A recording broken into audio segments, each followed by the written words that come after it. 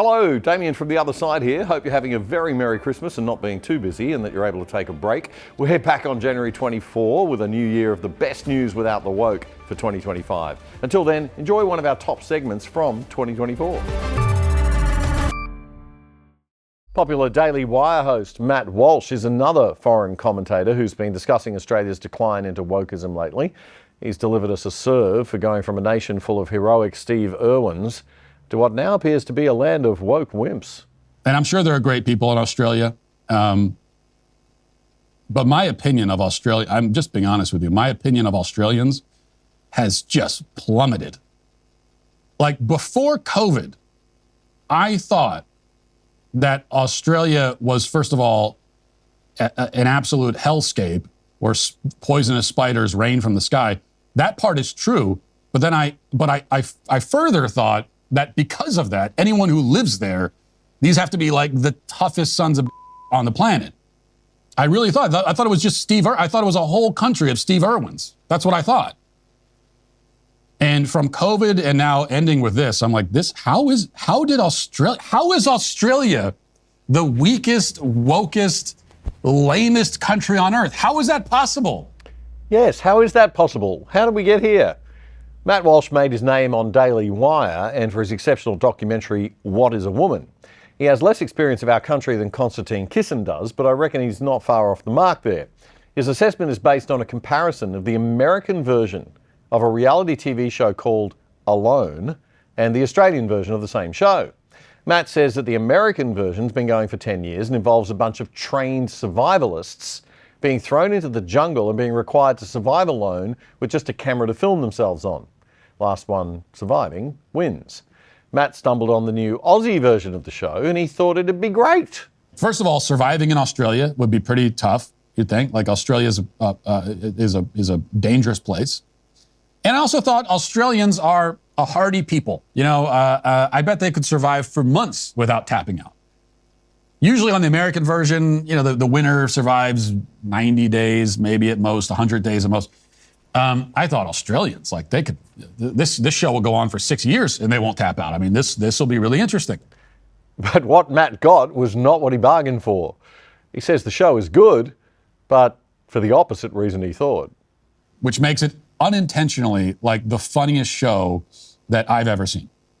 Because apparently the producers of the Australian version of Alone decided that making Alone Australia isn't really what they wanted to do. What they wanted to do is they wanted to make Alone DEI edition. That's what they decided. So they got 10 contestants, just like the American version. But they did not get like gritty, skilled survivalist types. They were more concerned with checking all the PC boxes. So they ended up with 2 lesbians, 2 people who claimed to be indigenous, this like Gen Z environmentalist guy, and other people, like most of whom are totally unqualified for wilderness survival at all. Oh, so it's diversity, equity, and inclusion alone. Woke alone. Well, how did that work out, I wonder? One of the lesbians dropped out after one night, started crying and dropped out after one night. One of the indigenous guys, this is my favorite thing, like at least just watch the second episode of the show, it's hilarious. This indigenous guy, he spends the whole first day like going on and on about how he's indigenous and he's in touch with nature and, you know, he can do this because he's indigenous. Oh, by the way, did you know I'm indigenous? I'm indigenous. I'm so indigenous. I'm the most indigenous guy of all time. And then he starts crying and drops out after 24 hours because he was lonely. The Gen Z guy, I'm not making this up. I swear to you, I'm not making this up. The Gen Z guy, it's like 22 years old. He takes a COVID test out in the wilderness with a COVID test, and it comes back positive. And he immediately calls the med team to evacuate him and starts complaining that his heart is racing. And he's like, the med team comes in on their boat and they take him out and he's curled up in the boat, like shivering. And he just tested positive for COVID 3 minutes ago. This was all on the first day.